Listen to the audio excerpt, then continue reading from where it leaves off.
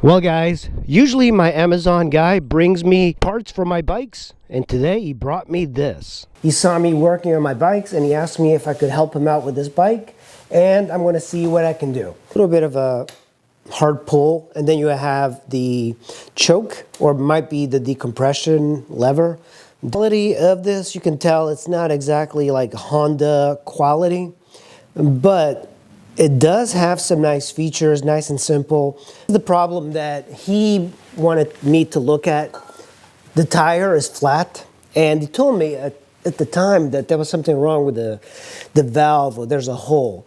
The shredder valve is actually in there, so I'm just going to put air on there to see if it does hold, because if not, I have to remove the tire and then change the tube inside. Let's look at this chain. Whoa, the chain is so loose. We'll adjust that for him. This will come out of the sprocket, so we're gonna have to tighten that for him. These are great pegs. The electric starter, everything is like so easy to like get to. You have upside down forks. Looks like he's done a little bit of a crash here, but with the addition of the electric start, you do have the kickstart optional, and then you have the dipstick here. Oh my God, the dipstick is actually off the threads. Everything about it seems pretty darn cool. I wish this thing was street legal though. Okay, so this one is loose. Look at this. Right over here you have your key. This does have an electric. So turn it on, the headlight goes on, and now I'm just going to hit fire. Okay. I do have the battery, seems pretty weak. I'm going to put my kickstand up, hit the decompression lever. There we go. So I needed to hit the decompression lever. There we go. That's the decompression lever, but the battery is really weak. Couple issues here. If you look at the kickstand, it's definitely needs to be tightened. The chain, it is just rusted out. I want to see if I can get this thing to start. It does have a backup kickstart.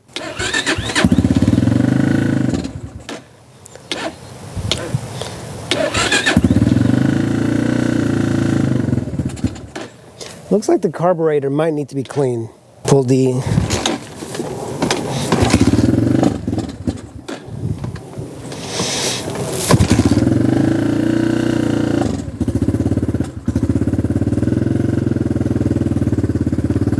like a pogo stick. As soon as I open up the throttle, it dies.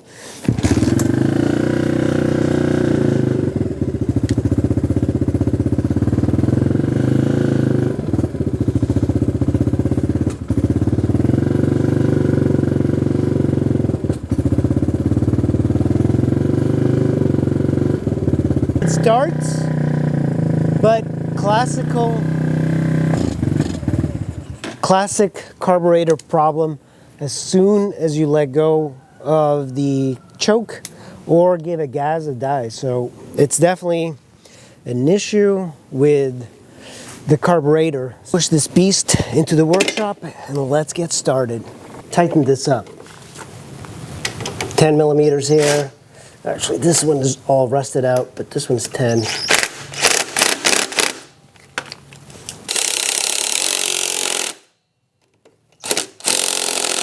And this bolt up.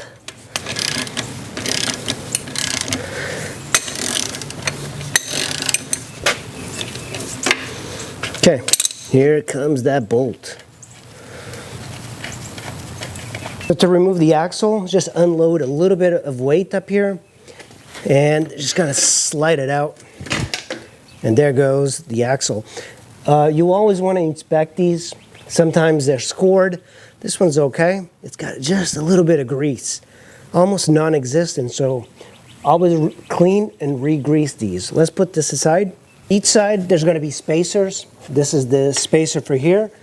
And the spacer on the left side is thicker. So like a little bit of grease on it. You also have to clean these and then re-grease them. At least I do. And make sure that these sections here, make sure that this is not scored. On a lot of dirt bikes, dirt gets in here and it does wear into this. So this chain was extremely loose, so you should just be able to kind of pull up on this. And yeah, it's extremely rusty. You might want to consider servicing this. He saw this hole here, and I think he thought it needed something there. I kind of pushed down on it. It's already off the tire. There we go, it's coming off. There we go, it's off of one side. Okay, this has seen better days.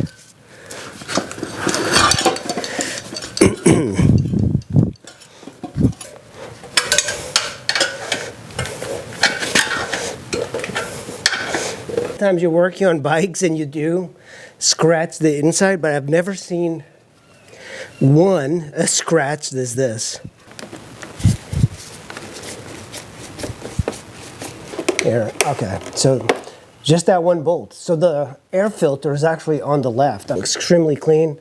So we're just gonna oil this. Right here on this bike, you have an 8mm here, and remove it to remove the seat. See, it's loose, push it backwards, and up.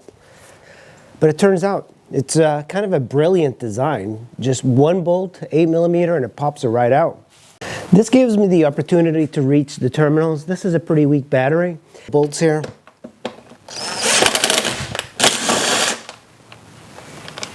Remove these two, and now I'm going to remove the fender. It's held on by 2 additional bolts. Hexes here. Move the right side. Before we pull out this, make sure that the petcock is at off, not at on, and then slide this clamp backwards. Hopefully you have a small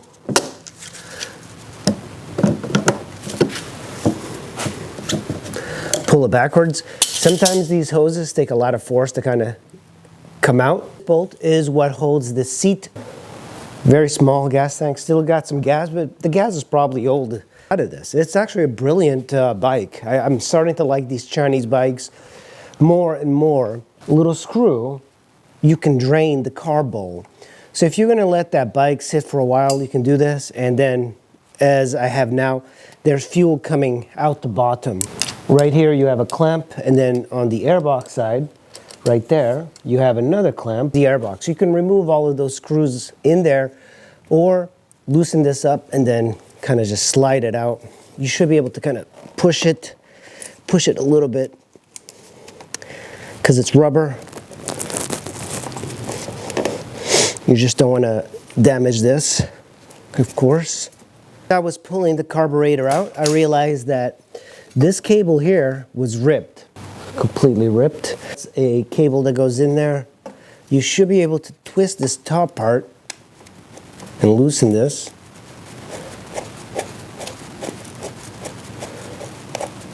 There we go. And there's the cable. I've never seen this carburetor before. It's really interesting. I have to really clean this with some carb cleaner. This cable here is the enricher, or the choke. The choke is right here. And if you pull on this cable like this, and then outwards, you should be able to release it down. There we go. So that's the cable. Just gonna push it down. That cable, the choke cable, all the cables go through this little bracket.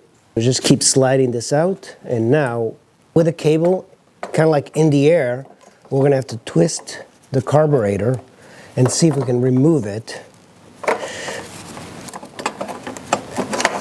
And there goes the carburetor. So just kind of pull the cable through. Now let's get the carburetor on the bench. We're going to remove this. I already did this on the bike. This is what you should be doing if you store the bike. This thing, see, it'll start to come out. It's not much, already drained most of it. This is where the fuel will come into the bike, into the carburetor from the gas tank. Right here, put that aside. You might also want to change the fuel filter. Here we go. Put that aside. So now we're going to remove this top one.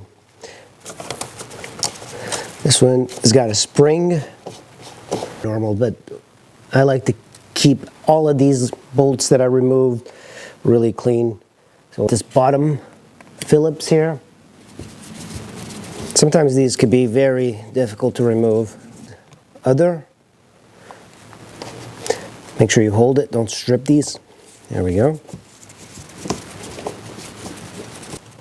Might be stuck a little bit, but there we go. Just pull that aside. And there's the float bowl. It's actually kind of dirty inside, so I'm glad I removed that. Have this bottom part out. We're going to remove this. Remove this little floaty thing. If you turn it this way, there we go, like that. And on the other side here, you push this out, and now this should be ready. I'm going to remove this one and this one. These are the ones we're going to be cleaning. They're the ones that also tend to get dirtier. You could put a flathead screwdriver in there and it will work, but I prefer to just get a regular wrench and then remove it. I'm going to use an open wrench. There we go. That's all you have to do. Kind of dirty, but we'll soon see. So that's gunky. Yeah, that's extremely dirty. That's probably the reason it wasn't idling properly. So all of these little holes that you have here, everything, you're going to have to get it nice and clean.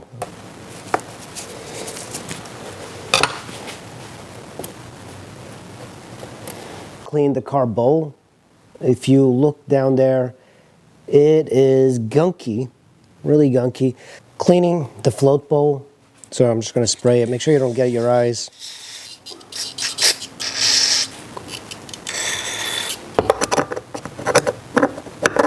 Let's focus our attention on these. These are the ones you have to clean. They're very dirty, and that's the reason it's not idling. This is just a bunch of wires, and I stripped one of them. This is what most people would use. Sometimes they use guitar strings. That there is a specific tool that they use, professionals use, but I don't have that. Some people also heat these up, and sometimes it's enough to get rid of whatever's inside clogging it. There's a hole that runs the entire length, and you should be able to see through it. So if you hold it up to the light, you should be able to see right through it. Some you can't even see because they're so clogged up. But this is what you have to do. Just kind of do this. You can clean them with like a piece of wire like this. You just like bundle it. And normally these are good enough to fit in through the holes. This is nice and soft, which is bad. You want something harder. And the other way is getting needles. These needles work really well. And of course, I have a couple of these. These work better than the wire. Into the tiny holes, make sure that it goes right through. And once that is done, this is clean. You put it in through some carb cleaner, and that's how you clean it. Make sure there's like a passageway right through the entire jet. You should be able to see the other side. There you go. That's the other side. I have this one. This is the jet that tends to get clogged up all the time. It also has got a passageway throughout, and now you can see it. It took me some time to clear this because it was rock solidly gunked up. So this one requires a little bit more work, but if you take a needle, you also want to clean these here, and it should go through it. Clean the passageway throughout, because there is a hole from here all the way to the bottom, and that needs to be cleared. So what I do, since this is too thick, I'll do this from one side, like this. Twist it and then turn it around. Do that. Look through, it looks clean. Same thing with this one. I like to, this will make sure that every single bit of debris is out. What I like to do is drop this stuff in there, and then I'm just going to take my carb cleaner and I'm going to fill this up.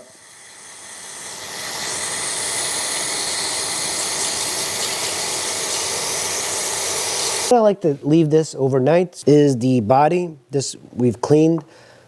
All of this kind of spray in there. Make sure. Okay, so I got this all cleaned out on the inside. Make sure you don't bend that tab. The way this works is that it goes this way, and you have this little float here that goes in here like so. And then this goes into that hole.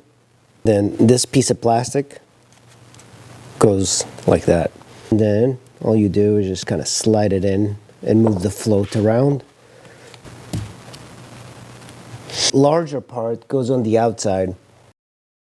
And then we have the two screws.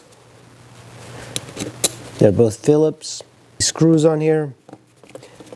These don't need to be that tight, but you want to make sure you have a nice seal right there. And this one, I believe, is the idle.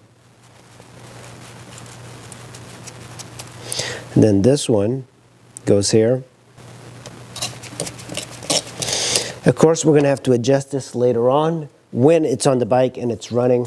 This is the needle for the throttle, and it's a little kind of rusty and cruddy, so I'm just going to spray some carb cleaner, and then I have this steel brush and I'm just going to rub it a bit. You don't have to do much. It did have some crud on it, and just by hitting it with this, it just completely gets rid of it. Okay, so this goes into the tiny little port here on the side, and then just bring this in to lock it in. Now we'll take the carb, and it's just like a matter of wrestling this thing a bit. Pull the Kickstarter out and make sure you don't damage the rubber. Of course, here we go. It's already in place. Now we're gonna have to twist this. There's a couple of hoses that kind of get in the way. It goes into the idle part. So so it faces this way. That's the only way to fit it. So we're gonna do this. There we go. It goes right in, and then just kind of twist it.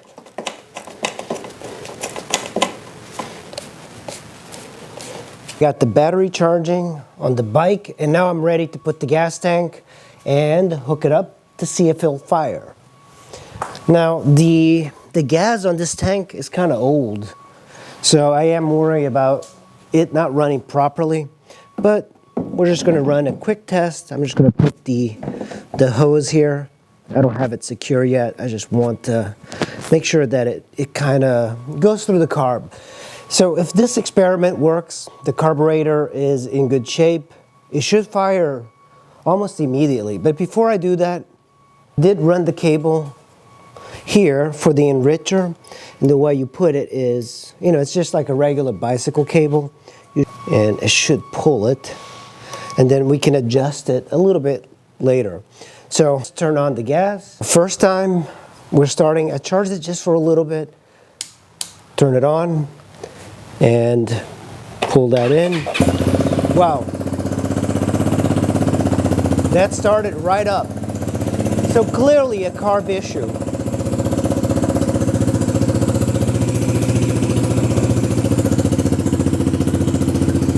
Now let's see. Oh yeah, that seems to run really well. So we'll be putting in the air box, oiling it. What we're gonna use, this is a heavy duty motorcycle tube that I had for my CRF. It's a little bit bigger, on the bigger side, but I honestly don't get punctures all that much. So, okay, I got the air filter all cleaned and oiled back in there.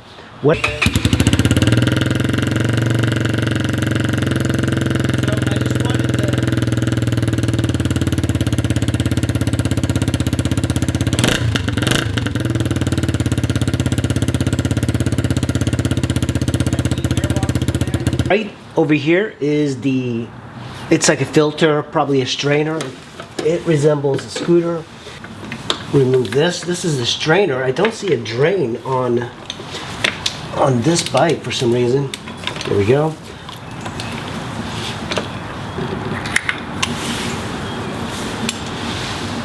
Pull this out.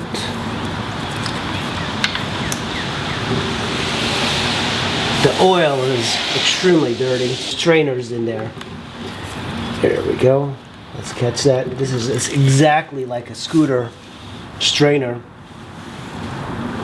So let's remove this dipstick because it vents a little bit better. Just gotta put it aside. Should change the oil frequently on these. You know, these are really good engines. They're the knockoffs of the Honda XR150. When it comes to this strainer, all you can do is really just blow it out with some air. I have compressed air, so I'll just blow it out. On this particular bike, I was thinking there's going to be a drain plug just for it, but it turns out it is the filter and the drain at the same time. And I don't know exactly the amount, but it's a small engine. It doesn't use up a lot. The way we're going to figure it out, we're going to put a little bit in, then we're going to use the dipstick to check.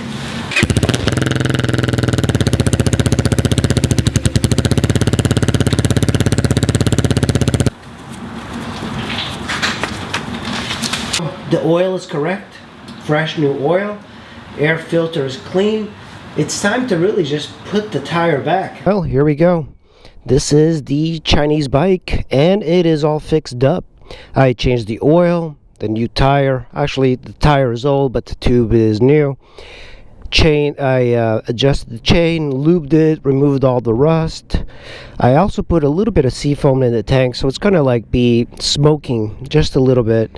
And I tightened all the bolts, lubed the cables. You see there's a little bend to that front brake lever. And I adjusted this bolt. There's something wrong with it. You see, like, they've already stripped it, so yeah, that's a little bit of a problem. And of course, everything about it is good. The rear wheel is in extremely bad shape because the rim lock, it scratched all the inside, but you know, I put some Gorilla Tape as the protector. So, but this should actually hold up fairly well. And of course, I cleaned the carburetor. It's very easy to clean this carburetor. And I also oiled the air filter. It should work. I haven't ridden it, so I'm going to take it for a little test ride. You can see this bracket here. It was also bent. It's bent, but I just tightened it. There's not like a lot of use in straightening out the bracket and risking braking, and it's just a little dirty. So it's probably going to smoke a little bit because of the seafoam. I just kind of put it because it's been sitting for a while. So that's a run position. It will start, so I'm going to put this in the on position, and you can turn it to the next thing if you want the headlight on, but I'm just going to do this. And it starts right up. You know, like, I left it for about 8 days not running, and the carburetor was already a little gunked up. So, and of course I tightened the kickstand, and I also changed the oil in the engine, of course. So now I'm very curious. Oh my god, it's like a pogo stick. It bottoms out. So this is only for light people, but you know, the Honda XR150 is out. People love that bike, so let's go for a ride. Yeah, I can see like that. I think I might be running out of gas. The carburetor, like full wide open, just seems to bog down. Yeah, you see that? I think it's just a carburetor issue. I think these Chinese carburetors are junk. You can tell that the front is tweaked. Yeah, so it might just be it on the kickstand, or the yeah, it seems like the front is a little tweaked.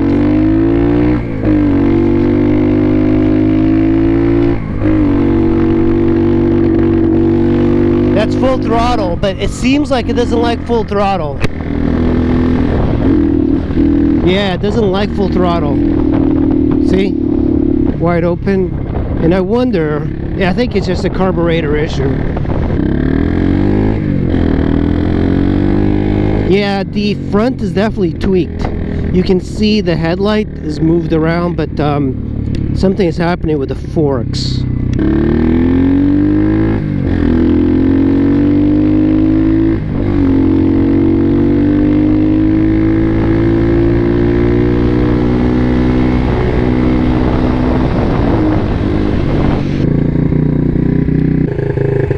So I flipped the petcock off, and I usually do this.